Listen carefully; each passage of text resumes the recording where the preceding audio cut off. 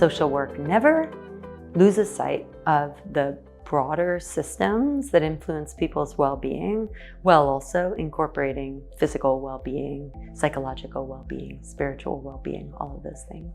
The way that bottom-up approaches impact someone who has a significant trauma history is by helping to rebuild some awareness that they may have lost through their trauma. So trauma can reduce our interoception, so our ability to feel what's going on within our bodies. And so trauma-sensitive yoga seeks to reconnect people to their interoception and then linking the interoception to a sense of choice in action. And so unlike some other kinds of yoga where someone might call out a movement that someone should make and then kind of try to sculpt their body into what the teacher thinks their body should look like, trauma-sensitive yoga tends to describe a form generally, and then to invite someone to kind of experiment with little movements based on their own awareness to see what it feels like within that form, and then make choices that are appropriate for them within the form.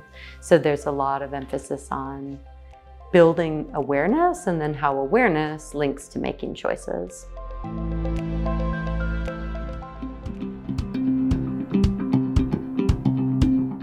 And so through movement and through connecting to their bodies, people say things like, I notice that I feel afraid and the situation doesn't warrant that, so that I don't have to necessarily respond to that feeling. So there's like more ability to have the sensation itself without the sense that it's unbearable or that it means something in particular or certain, like that it means for sure that I'm in danger if I'm feeling afraid. So there can be like a general relaxation, or relaxation might not be the right word, but an increase of the window of tolerance that people have for intense sensations.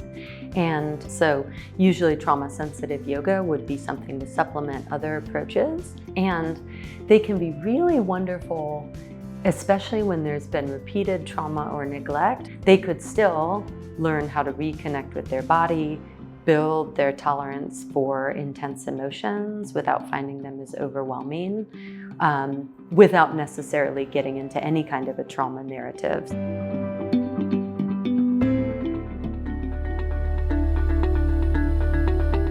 So some principles of like structurally that are different with trauma-sensitive yoga or trauma-informed yoga are the teacher tends to stay in the front, so people know that somebody won't be walking around them. If their body might feel more exposed or vulnerable, they know where everybody is.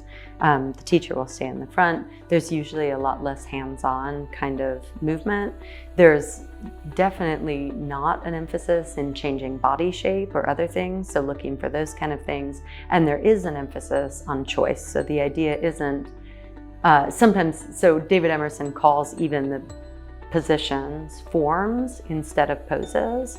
And the idea of forms is basically that people could do it in the way that feels good for their body. They could move in ways that feel good for their body. And so nobody is at the front saying it must look exactly like this for everybody, because truthfully, no one knows exactly what a particular form or pose feels like in someone's body. And then accessible yoga, both financially and in terms of not measuring how somebody's doing by how a form looks on the outside, and also not promoting the idea that yoga has to be associated with just one state of mind, like only being calm.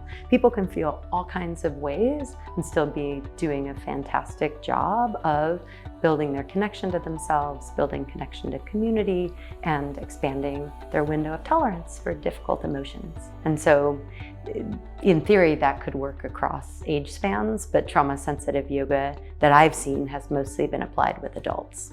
I'm hoping that people can sort of take what they learn and apply it in lots of different areas, and that there'd be space for even less specialized classes to really support someone's building of their interoceptive awareness, their pleasant relationship with their body, and the community that can form from getting together with other yoga practitioners. So I hope people are aware of yoga as a really nourishing adjunct to other kinds of therapies for trauma.